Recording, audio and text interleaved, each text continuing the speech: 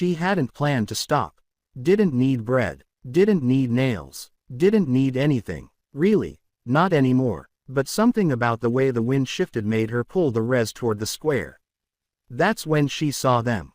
3 boys, sacks tied over their heads like burlap masks, hands bound behind their backs, standing still beside a hand-painted sign that said, "Orphans, $3 apiece." Sis. No names, no ages, just that. Martha Langley stepped down from her wagon, boots striking the dirt like a challenge. No one noticed at first. No one ever did. The town had long since stopped caring where the widow Langley went or why. She did her shopping twice a month, always in black, always silent, never lingering for gossip or prayer meetings. But now she walked straight into the crowd that had formed around the post where the boy stood, and every head turned. Not because she looked strange, but because her eyes did. The auctioneer, a red-faced man with 2 short suspenders, cleared his throat. "Ma'am, you here for one?" She didn't answer. One of the boys swayed, the tallest. He was older, maybe 11, maybe 12. His knees buckled slightly, but he caught himself. The other 2 didn't move. $3 each, the man said again, scratching at his neck. Farmer up north said he might take M. Use M for sheep herdin'. Martha stepped closer. Still didn't speak. The auctioneer looked nervous now. "You understand, ma'am, these boys ain't Hauser-rained. Don't talk much. Don't cry either. Haven't eaten today. They've been like that since sunrise. Orders from the cellar. Don't untie the sacks." Still nothing. Could be mute, could be worse. He chuckled awkwardly. "You don't know what you're buying is all I'm saying." Martha reached into her coat, pulled out a worn leather purse. Inside were $6 and 1 folded scrap of paper that smelled like lavender and dust. She pressed the coins into the man's palm. "All 3, she said. He blinked. "Pardon. Untie them." But now the crowd watched with breath held and mouths open. The man hesitated, then muttered something under his breath and stepped forward, knife in hand. One by one he cut the rope binding each sack. The fabric fell away. The oldest boy had pale blue eyes too wide for his thin face. His jaw was clenched, but he didn't flinch. The middle one had a bruise under one eye and a scab on his lip. His eyes darted between faces, not focusing on any of them. The smallest, just a child, no more than 6, stared straight at Martha. Then he whispered, "Mrs. Langley." Not loud, not scared, just certain. The crowd rustled. Someone coughed. A woman muttered, "How does he know her?" Martha didn't answer. She stepped forward, placed a hand on the boy's shoulder, then the middle one, then the eldest. "Come with me," the auctioneer called after her. "You don't even know their names." But she didn't stop. She didn't need their names. She just needed them to live. They rode back in silence. The boys sat in the back of the wagon, clutching their knees, eyes on the road. She didn't ask them questions, didn't hand them bread or water. Not yet. Martha knew better than to offer comfort too quickly. It scared the ones who'd been hurt the worst.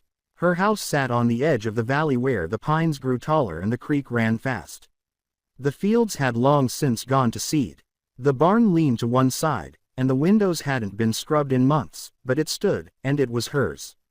The boys didn't move when she stopped in front of the porch. "Inside," she said. The eldest was the first to jump down. He helped the others without a word. They followed her into the house like shadows, steps quiet, breath tighter than it should have been. Inside, the stove still held warmth from the morning. She set a kettle on, opened a cupboard, pulled down a jar of dried beans and a sack of flour. "Sit," she said. They did. She stirred batter with one hand, watched them with the other. "What's your name?" she asked the smallest. He hesitated. "Mo," he whispered. She nodded. "Yours?" The middle one looked down. "Horace." The oldest looked at her a long time before he spoke. "Beck." She set the pan on the stove and began spooning batter into it. "I'm Martha. You said my name, Milo. How do you know it?" He shrugged. "Just knew." "Did someone tell you about me?" "No." "Did we meet before?" He shook his head. "Then how?" He looked at her. Really looked like a boy too young to lie but too old to trust the truth. "I heard it when I was sleeping. A lady said it." She said, "Martha Langley will come. She'll take you home." The batter sizzled. Beck stiffened. Harris glanced at the floor. Martha didn't move. What lady? She didn't say her name. Milo scratched at his wrist, voice barely audible, but she was kind and warm like you. The room was quiet for a long time. Then Beck stood. I don't care how he knew your name, he said. But if you're going to hurt us, do it quick. Don't drag it out. Martha turned, brow furrowing. I won't hurt you. They all say that. Well, she said, flipping the pancakes. I won't say it again. She fed them. They ate like wolves. No conversation, no laughter, just the scrape of forks and the clink of mugs. When the plates were empty, she brought out blankets, laid them near the hearth. You sleep here tonight. Clean clothes are in the chest. If you run, I won't come after you, but I'll leave the lantern on until morning. She turned, stepped toward the stairs. Then she stopped. Tomorrow, she said softly, we'll talk about what happens next. But they didn't sleep, and neither did she, because what Milo said replayed in her mind over and over, words she'd never told anyone, not even the Lord. Not even when she was on her knee beside her husband's grave. Let someone need me again, she'd whispered into the soil. Let someone say my name. And now a boy had. And 3 lives, maybe 4, were about to change forever. Morning came without ceremony. The clouds held gray over the Langley house as though the sky itself had stayed up watching. Martha had barely closed her eyes, but the moment the rooster crowed, half-hearted and distant, she was already dressed, already downstairs, already starting the fire again. The boys hadn't moved much. Milo was curled under the blanket nearest the hearth, a thumb pressed gently against his bottom lip, not quite sucking it, just holding it like something to keep the silence company. Harris was lying rigid on his back, hands clenched over his chest like a boy expecting to be dragged out by his collar. Beck sat upright in the farthest corner, knees tucked to his chest, head up, watching the door, watching her. None of them spoke. Martha poured water from the kettle into a basin, rolled up her sleeves, and started mixing soap. She didn't ask who was hungry. She knew they were. Didn't ask who was dirty. That much was obvious, too. She didn't crowd them. Not yet. But when she set a stack of folded shirts and woolen trousers on the bench beside the stove, her voice was calm and firm. You can wash in the barn. There's privacy there. Towels are in the red box. Beck, you go first, then Harris. Milo, you're last. Don't come back in until you're clean. None of them moved at first.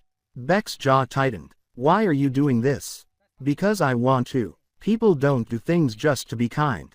She met his eyes. That's because people forget how much kindness can cost.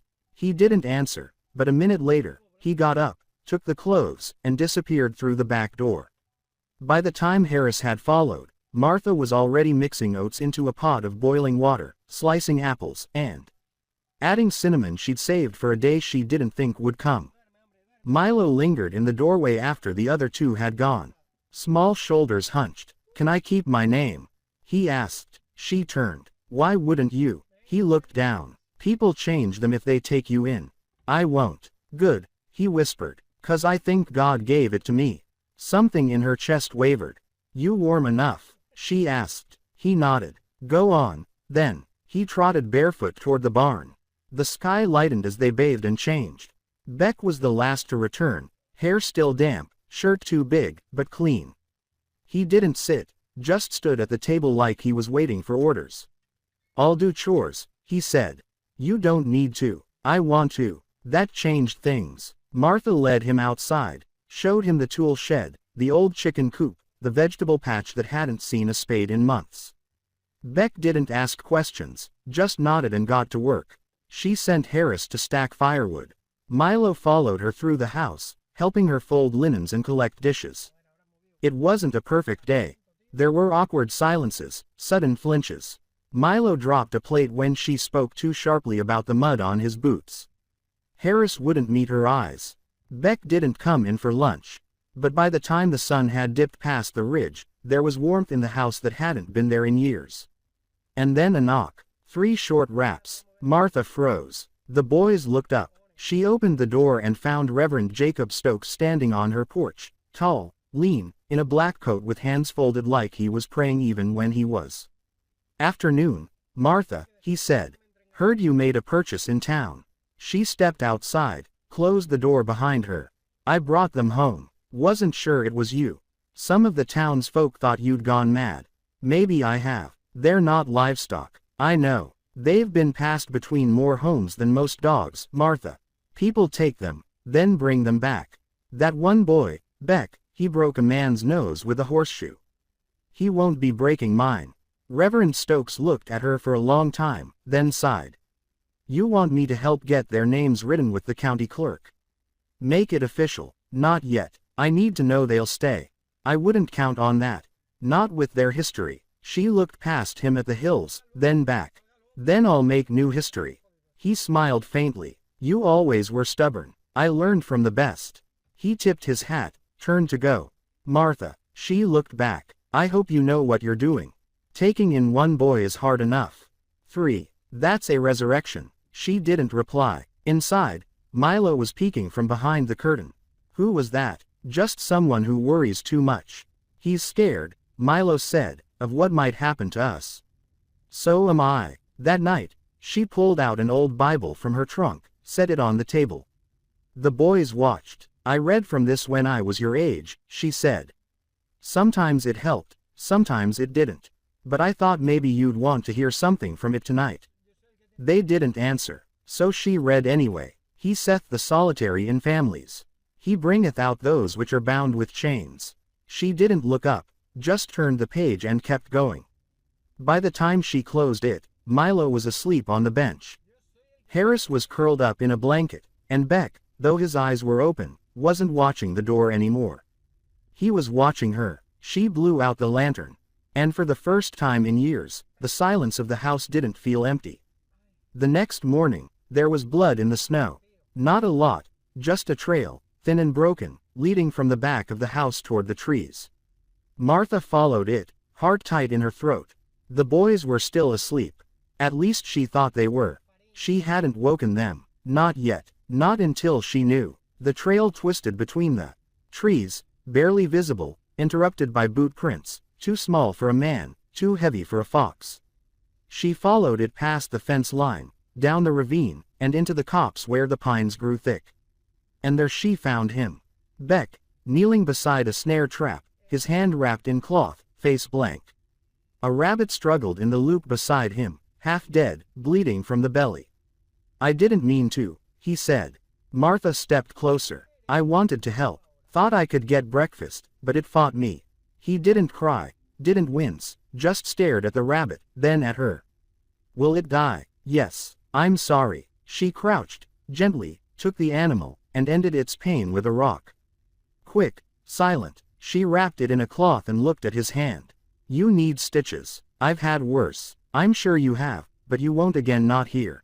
She cleaned the wound back at the house, stitched it by lamplight while he stared straight ahead. Harris and Milo sat at the table, silent, watching. I want to learn to trap right, Beck said. You will. And to shoot. Why? So I can protect them. Martha met his eyes. All right, but not today. He nodded. When he lay down that night, he didn't curl against the wall. He lay facing the room. Facing them. Facing her. And Martha, after the boys had drifted off, whispered into the dark, "Thank you." She didn't say who she was thanking. She didn't need to. It was the scream that tore her from sleep. Not a startled cry, not a childish whimper, but a raw animal scream that wrenched through the walls like it had torn itself straight from the spine. Martha bolted upright, heart slamming. It was still dark, maybe an hour before dawn, but there was no mistaking where it had come from. The boys' room. She didn't bother with slippers. Her nightgown tangled around her ankles as she rushed down the hall, nearly colliding with the door frame. She flung it open. Beck was thrashing. His body was slick with sweat, sheets twisted around his legs, one hand clawing the air like he was reaching for something in a fire. His eyes were shut tight, but his mouth was open wide, the scream still echoing out of him, hoarse now and breaking. Milo was sitting up in the cot beside him, hands over his ears. Harris stood frozen by the window, too afraid to move. Beck, Martha said sharply. Wake up. He didn't. His arms jerked. A choked sob rose up. Words barely began to form in the cries. Stop. Please stop. Not again. No more please. Martha didn't hesitate. She crossed the room, dropped to her knees beside him, and gripped his shoulders. "Beck, it's not real. You're safe. You're home." His eyes flew open. His whole body snapped rigid as if he'd been doused in cold water. Then he gasped, one huge, rattling breath, and he recoiled so fast he nearly fell from the bed. "Don't touch me," he shouted.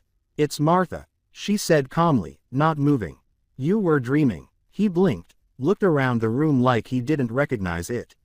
His chest heaved. Sweat rolled down his temples. Milo had started crying softly. A broken sort of sound like someone trying not to cry and failing. Beck covered his face. "I'm sorry. I didn't mean to wake anyone. I didn't mean." His voice broke.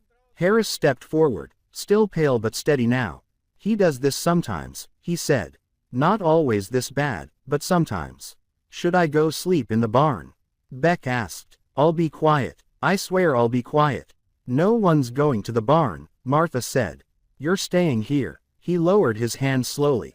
"I scared him," he said, nodding toward Milo. Milo wiped his eyes with the sleeve of his shirt and whispered, "It's okay." "I dreamed he was back," Beck said. "The man the one who bought us before the last place. I don't remember his name.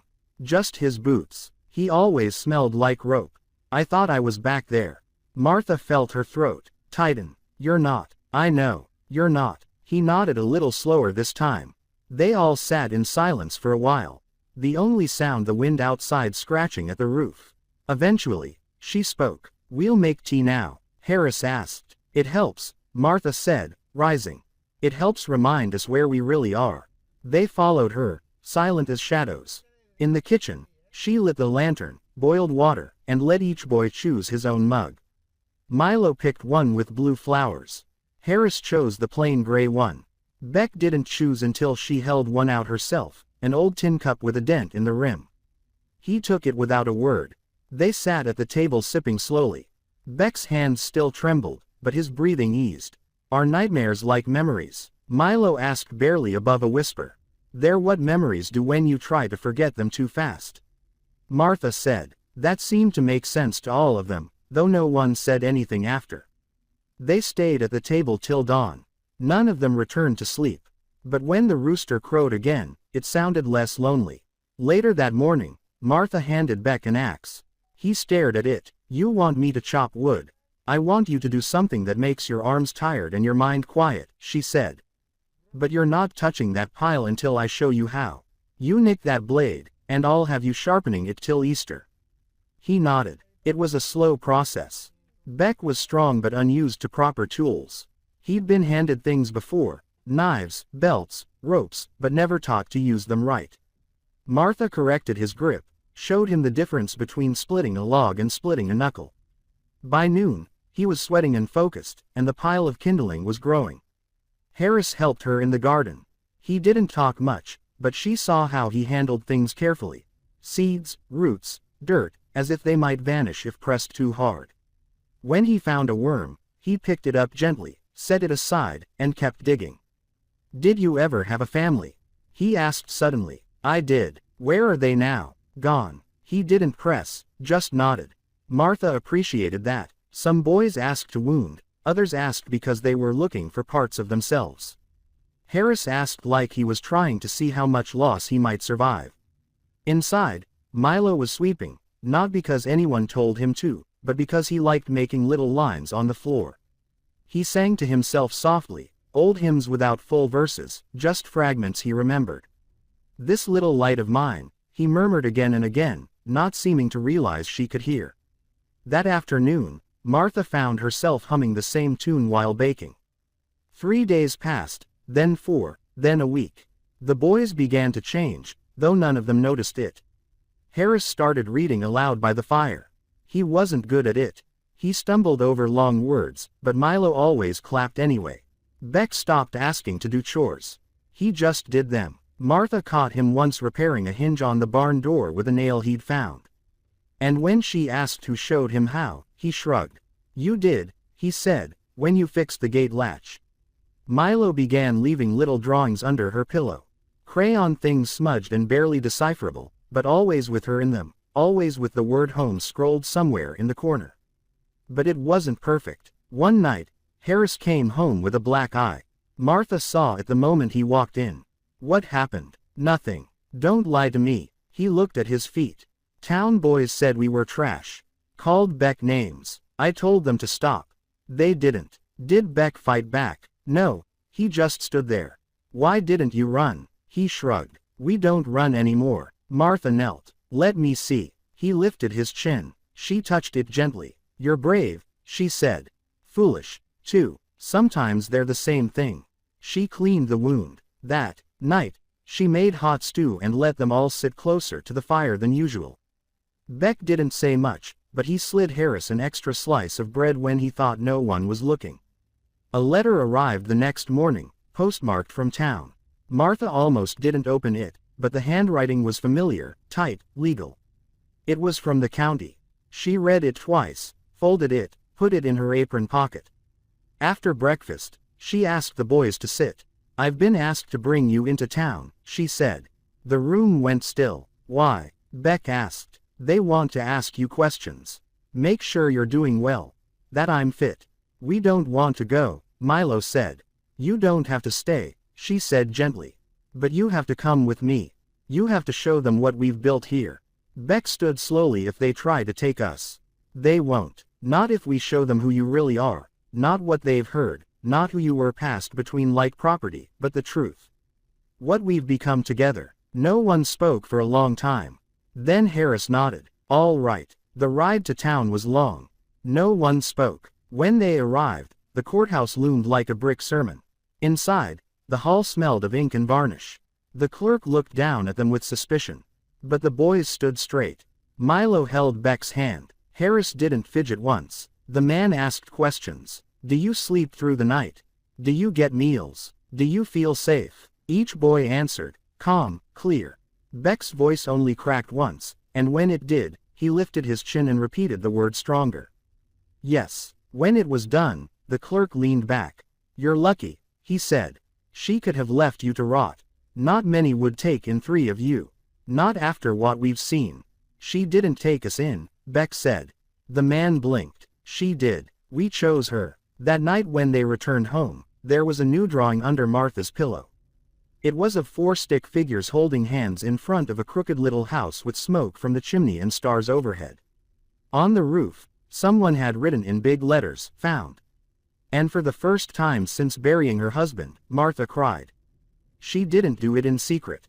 She didn't hide her face. She sat at the table and wept. The boys didn't ask why. They just stayed with her. The first snow came early. It blew and quiet, thin at first, like lace pulled across the mountains. But by morning, the hills had vanished behind a blanket of white, and the sky hung low and gray. Martha stood on the porch in her shawl, breath rising in little clouds, watching the wind weave itself through the trees. Inside, the boys were bundled by the stove, sharing a single wool blanket between them like it was treasure. Milo had never seen snow before. He sat closest to the window, his mouth open in wonder, leaving little foggy patches on the glass. Is it cold? He asked. Freezing, Beck said without looking up. Can I touch it? You can touch it all you want, but don't go out there without boots or your toes will snap off like brittle twigs. Milo laughed, but didn't move. Beck had a way of teasing that always walked the line between serious and ridiculous. And Milo was still too young to know when he was being warned or played. Martha smiled and turned back inside. Breakfast, she called. Hot biscuits, but only if you set the table right. His rose first, always the responsible one. Beck followed, stretching his long arms.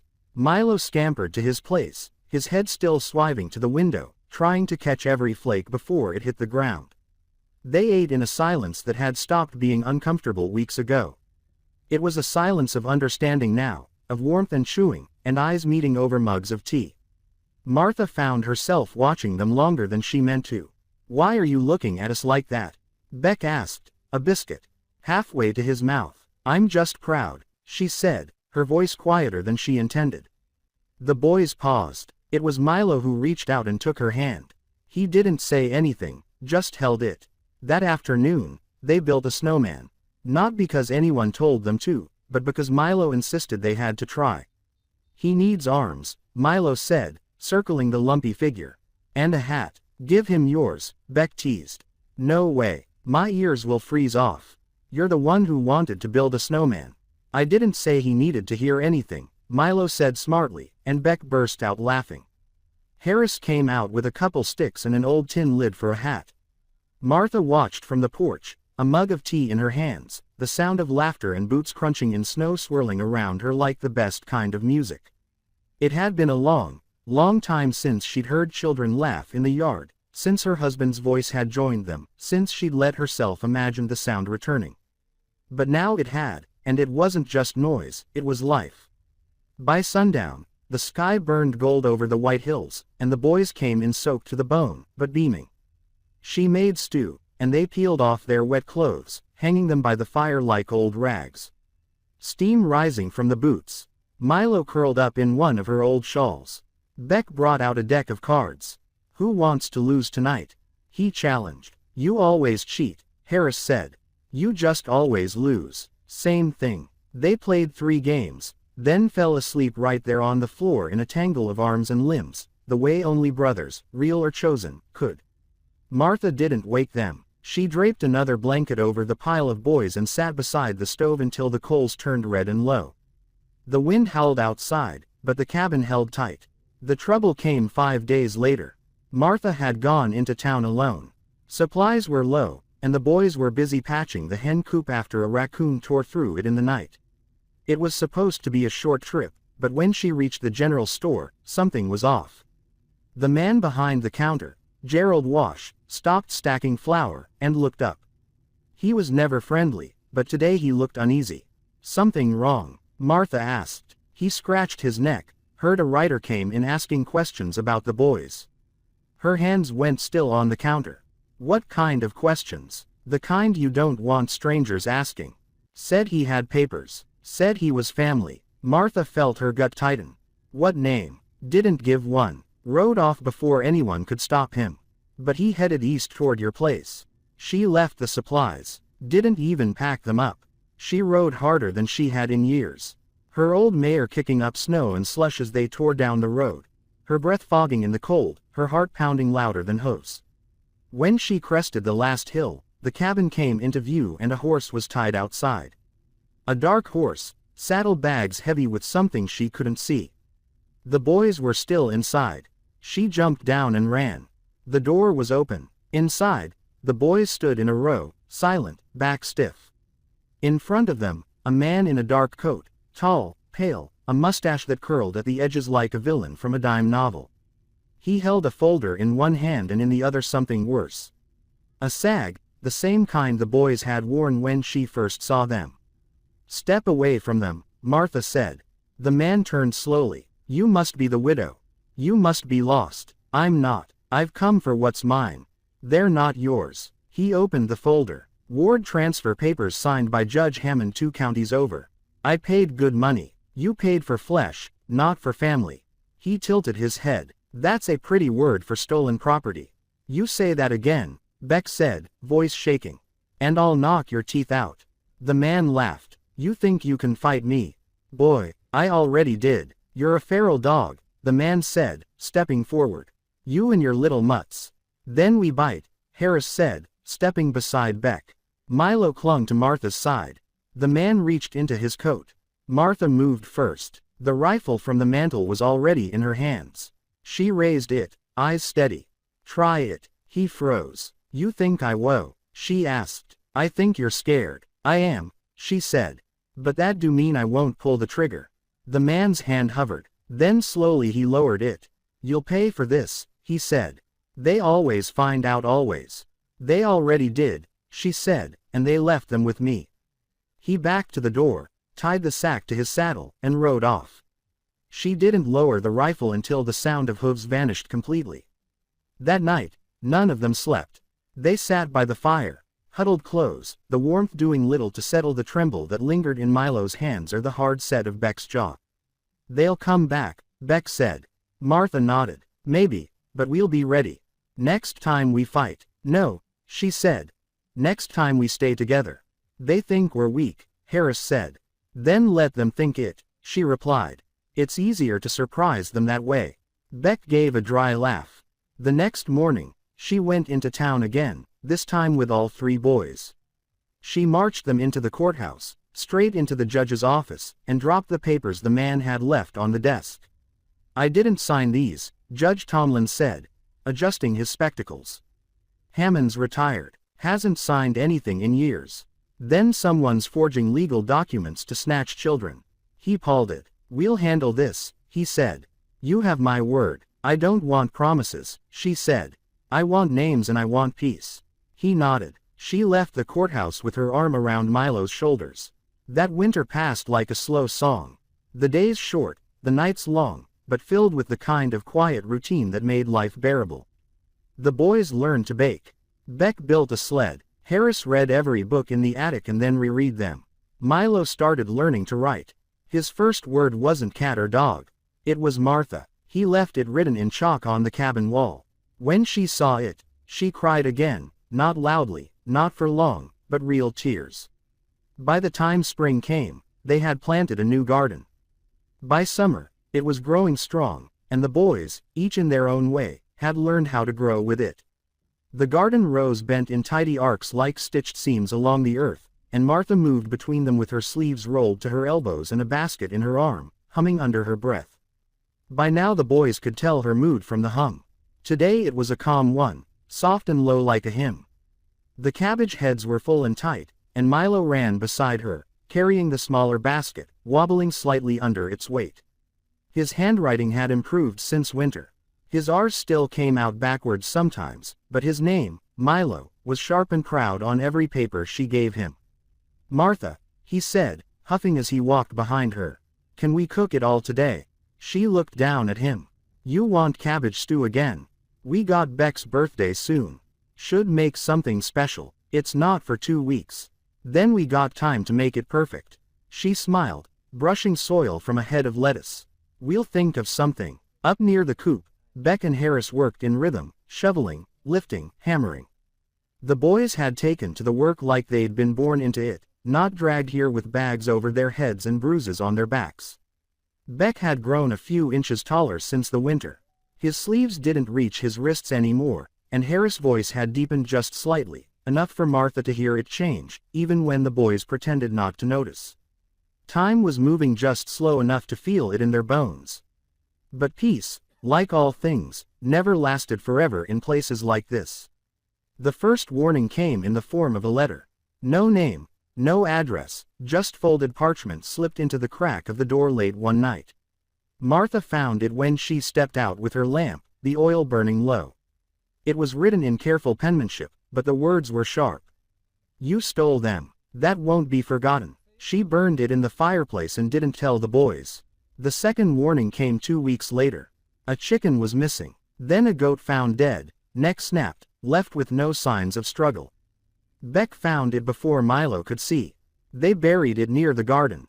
"I think it was wolves," Harris said. "Wolves don't snap necks and leave the body untouched," Beck replied. "Someone sending a message." Martha didn't argue. She just started locking the door and keeping the rifle loaded. Beck's birthday came with storm clouds and thunder that trembled the window panes. They lit the cabin with every candle they could find. Milo made him a wooden whistle he carved himself. Harris gave him a hand-stitched pouch for carrying nails and tools. Martha gave him a new coat, dark wool, fine stitching. It had belonged to her late husband, but now it fit back almost exactly. "I can't take this," he said quietly, his eyes not quite meeting hers. "You already have," she replied. He wore it the next morning without saying a word. That was the day everything changed. It began with the dog. A stray mutt, yellow-eyed and ribs showing through his mangy fur, limped up to the property just before noon. Milo saw it first through the kitchen window. It was raining again, thin sheets that made everything look blurred. The dog stood near the edge of the tree-in, staring at the house. "Dog," Milo whispered, tugging Martha's sleeve. She stepped over and squinted out the window. "Not a good sign," she murmured. Beck had already gone outside. "Go back inside," she told him through the window, but he shook his head. "I just want to see." Then the dog ran, but not toward them. Away, and just as it vanished into the woods, a sound rang out through the trees. A sound Martha hadn't heard in years. Gunfire. One shot. Then silence, then 3 more. Beck dropped flat to the ground. Harris pulled Milo from the window. Martha didn't move. Her heart pounded loud in her ears, but her body had gone still. She knew that rhythm. A warning shot, then a real one. Then 2, to prove it wasn't an accident. Someone was watching and they were closing in. They didn't sleep that night. Martha made the boys stay in the kitchen away from the windows. They ate cold bread and beans. Beck kept the rifle on his lap the whole time, jaw tight, eyes flicking to every corner. He'd grown fast since winter, but that night he looked older than any boy his age should have. "Do you think they'll come in the dark?"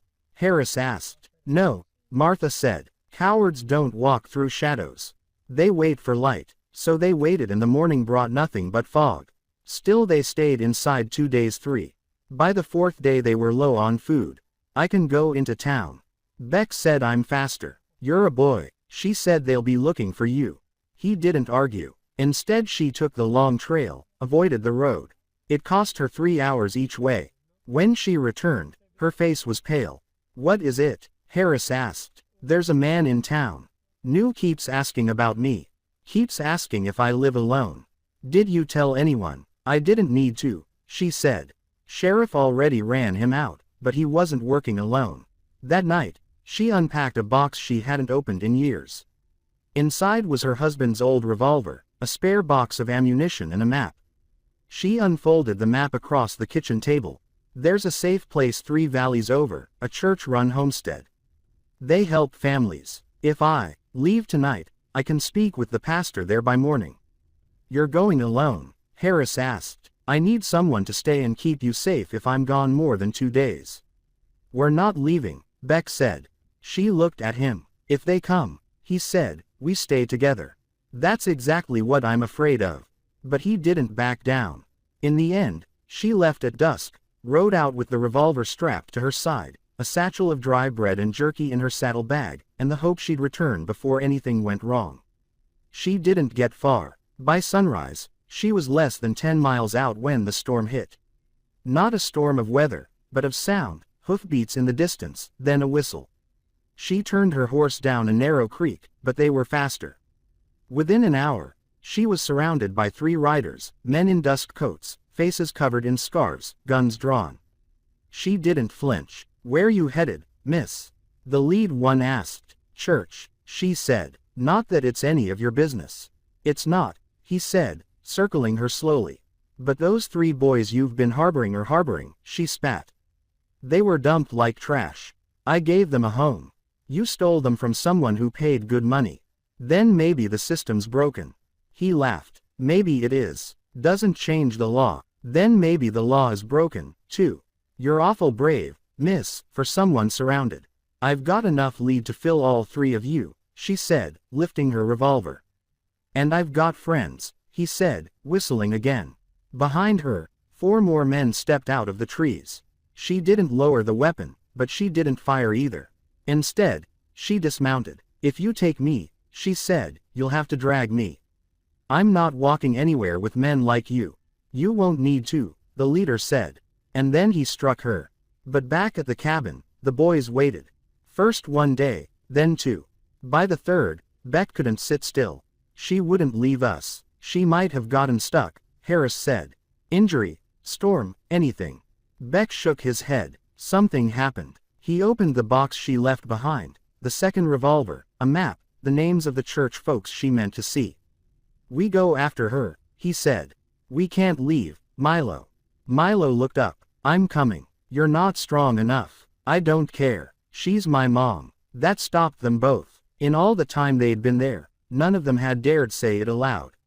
But there it was, truth on a 7-year-old's lips. They packed the next morning. Left the garden behind. Left the chickens. Left everything they'd built except what they could carry. They followed the trail she said she'd take. And what they found at the halfway mark made Beck fall to his knees. Her horse shot through the chest. No sign of her, just a trail of blood barely visible in the dirt leading east.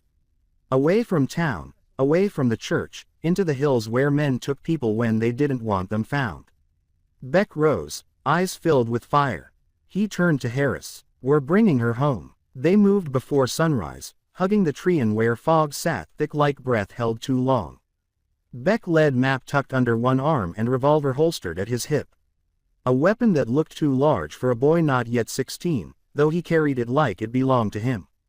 Harris took the rear, checking over his shoulder every dozen steps, every twig crackling beneath their boots, drawing a glance. Milo walked between them, his stride small but sure, fists baldled at his sides. The crude wooden slingshot strapped across his chest, more for confidence than use. He hadn't spoken since they found the horse. But he hadn't cried either, not one tear. He'd simply looked at the blood in the mud, nodded once, and said, "She's alive." They believed him, because believing otherwise wasn't an option. The hills were cruel, vines and thorns clawed at their legs, and the air turned thin. The higher they climbed, Harris found a footprint in the soft earth, small, narrow, with a drag mark behind it. A woman's step, weak but recent. Beck knelt beside it, fingers tracing the indentation. His lips moved, but no sound came. A prayer maybe, or a memory. "We're close," he finally said. "Real close." The cabin appeared by accident. They were cutting through a narrow gap in the rocks when Milo grabbed Beck's sleeve and pointed. Beyond the trees, through a lattice of overgrowth, sat a weather-beaten shack, tilted slightly as if the mountain itself had grown tired of holding it up. Smoke curled faint from the chimney, faint, but alive. A red scarf hung from a nail on the porch, torn, familiar. "She's there," Milo whispered. "No guarantee," Harris said. "Could be a trap." "We can't wait," Beck answered. "We go quiet, fast, no noise." They crept forward. The boards of the porch groaned beneath Beck's boots. He motioned for Milo to stay behind the tree line. Harris followed close, knife drawn, crouched low. The door was cracked an inch. Beck pressed his ear to the frame. Nothing. He pushed. The hinges squealed and light spilled into a room choked with dust. The smell of old smoke and sweat and something metallic filled their noses. A table sat overturned, a chair broken, rope coiled on the ground, frayed at the ends. "Over here," Harris whispered, pointing toward a dark corner. Martha. She was tied to the bedpost, wrists red and raw, her dress torn at the sleeves. Her eyes were open, half-lidded with exhaustion. Lips cracked, a bruise purpling beneath one cheekbone. She didn't flinch when she saw them. Didn't cry out, just smiled. "I knew you'd come," she said. Beck was at her side in an instant, cutting through the bindings with a blade that shook in his hand.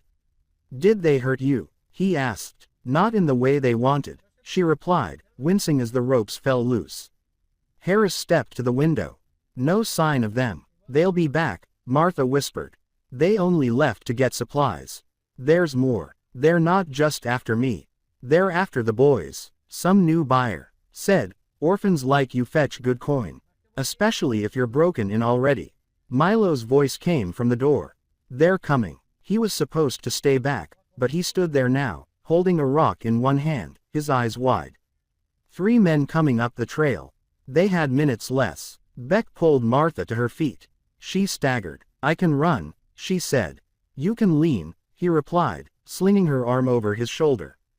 The escape wasn't clean. The back door led to a ravine steep and littered with moss-covered stones. Beck went first, helping Martha slide down. Harris following close behind. Milo was last. He didn't make it halfway before the shout came from above. "They're down the hill." Gunfire tore through the quiet, splintering bark and kicking dust into the air. Harris spun, returning a single shot up the ridge. One of the men dropped, the others scattered, but not for long. "They'll circle," Beck said. "We can't outrun bullets." Martha gritted her teeth. "There's a mine shaft, old about half a mile east. My husband used to trap there. If it's still standing, it'll buy us time. Then that's where we go." They ran. The path was rough. The rain had loosened the earth, turning it to slick clay. Twice Milo slipped, each time hauled up by Harris' grip. Beck moved like a shadow, Martha leaning heavier with each step, her breath coming in short bursts. They reached the mine just as the sky darkened with incoming storm clouds. The entrance was half collapsed, boards sagging inward, but the tunnel still yawned open like a waiting mouth. Beck didn't hesitate. He led them in, lantern swinging from his belt, the light barely cutting through the dark. Inside, the air was damp. Old rails lined the floor, rusted and crooked. A small cart sat on its side, filled with rocks and dirt. Farther in, Beck said, "We'll find a pocket to hide." Milo tugged at his sleeve. "What if it caves in? Then we take the risk because outside was worse." The echo of boots came less than 10 minutes later. 2 men, then a third, voices low and angry. "I told you I heard him down here somewhere. They won't get far. This place is a coffin." Beck positioned himself at a bend in the tunnel.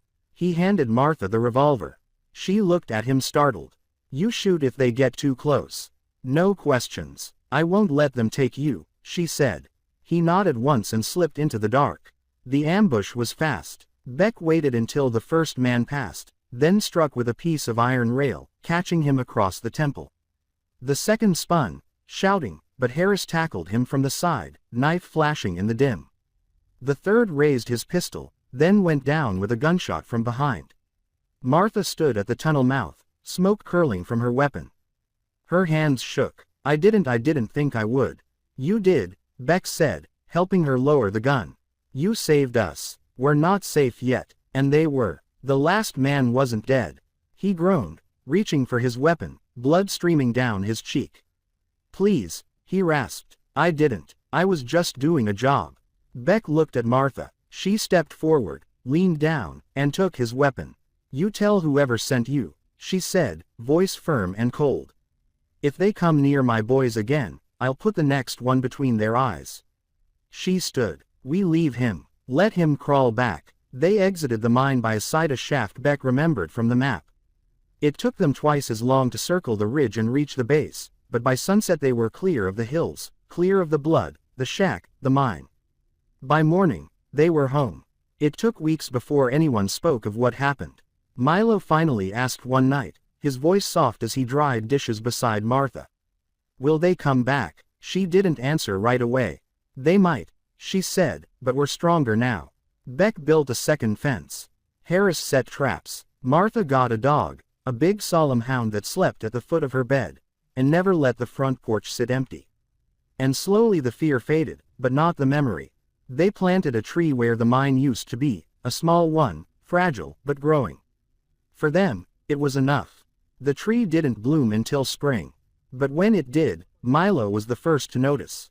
He burst through the front door barefoot, face stray with mud, shouting so loud that Martha dropped the pie tin she was drying. The hound barked once and bounded after him, tail high. "It's got flowers," Milo yelled. "Real ones, white." Martha followed him to the edge of the field where they'd buried the past. The sapling had pushed through the hard frost and stood barely shoulder high, covered in tiny blossoms. Fragile things, but brave. Beck knelt beside it, brushing a petal between calloused fingers. "Told you it would grow," he said. Harris stood behind him, arms crossed. "You said it would die in the first freeze." "Shut up." Martha laughed. The boys were healing, not just from the bruises or the cold, but from something deeper. The kind of hurt that no one saw, the ache of not being wanted. But even peace has a price. That night, someone knocked on the door. It wasn't gentle. 3 hard pounds, then silence. Beck was up first, hand on the revolver. Harris moved to the window, peeling back the curtain just an inch. "Ryder," he whispered. "Alone. Horse looks elderad." Martha stepped into the hallway. "Let me open it." "Martha, he's not here to hurt us." She said it with the certainty of a mother who knew things without needing proof. She opened the door. The rider wasn't a man at all. He was a boy barely older than Beck, hat too. Large for his head, boots worn to the soles. His eyes were red-rimmed and he swayed in the saddle like he hadn't slept in days. A telegram was crumpled in his hand. "You Martha Boone?" he asked. "I am." He passed her the slip of paper. Came urgent said, "If I didn't ride straight, the kids might die." Her blood ran cold. She took the telegram and unfolded it with trembling hands. 3 boys taken. Southbound wagon crossed river headed for auction. Need help. C. She didn't need to ask who C was. The boys, especially Harris, had kept quiet about the network they'd once been entangled in. The broken pipeline that shuffled orphans across counties, parading them as farm help or church hands, only to sell them to the highest bidder. Some boys escaped, some didn't, but some stayed and tried to stop it.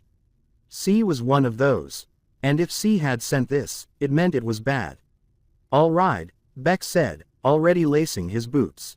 No, Martha said, I will. The room froze. You can't, Beck started. I won't ask you to let me, she cut in.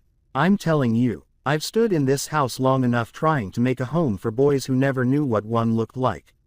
If those three are out there, I'm not waiting for another grave tree to mark them. She turned to Harris. Saddle both horses. We leave in an hour. He didn't argue. By dawn they were halfway down the ridge, rain chasing them like wolves. The trail was narrow and slick, the river swollen from storms upstream. They crossed at the shallow bend where the rocks turned red with clay. On the far bank, Martha dismounted and knelt beside a hoof print. Wagon, she said, heavy 4 wheels. How far? Not more than a day. They pressed on. The land changed. Trees thinned. Fields turned to dust. At dusk they came upon a trading post with its windows shuttered and the smell of blood hanging like smoke. The innkeeper was outside sweeping broken glass into a heap. 3 boys came through here, Martha said, bound. One was limping. The man looked up, eyes hard. Why should I tell you? Harris took a single step forward. Because if you don't, she'll ask again, and then I will. The man hesitated, then pointed south. Wagon broken axle here, fixed it by dusk, headed to Porter's mill, said something about a private auction. Harris cursed under his breath. Porter's mill was a day's ride, less if they didn't sleep. They didn't. By nightfall, they reached the edge of the valley. From the ridge, they could see smoke rising from the chimneys below. Dozens of tents pitched along the creek, men walking with rifles, a pen near the center made of stacked crates and barbed wire. 3 boys huddled. One clutched his stomach, another had a sack still tied around his neck. Martha exhaled slowly. We go in quiet. No, Harris said. We go in loud. He opened his coat to reveal a stick of dynamite. You've been carrying that, Martha hissed. Only for the right cause. And now is. He looked down the hill. Now's the time. They waited until midnight. Martha moved first, slipping through the dark toward the crates. She didn't run, didn't crouch, just walked steady as if she belonged. A woman in a world of men, daring them to stop her. None did. The boys saw her and blinked. 2 days to speak. One reached out. She pressed a finger to her lips. Then she cut the wire. Harris struck the fuse from behind a barrel, flame catching the cord just as Beck sent the horse into a charge from the opposite end of camp. The explosion wasn't large, but it was loud. It scattered the tents, sent guards scrambling, gave Martha the opening she needed to pull the boys from the crate and run. They didn't look back. They rode through the night. No one followed, or if they did, they never caught up. By dawn, they reached the tree again, still blooming. The boys were safe. But something had changed. Weeks later, C arrived. He rode a mule and wore a hat so wide it shadowed his whole face, but he smiled when he saw Martha. You got my message. I did. He reached into his coat and handed her a ledger. Names, ages, destinations. Still more out there, he said. Too many. She didn't look away. Then we keep going. You and the boys. Me and whoever wants to help. She nodded once. Welcome to the fight. That night, Beck sat on the porch, lantern in his lap. Milo curled asleep against the dog, and Harris leaned against the rail, carving something from a scrap of pine.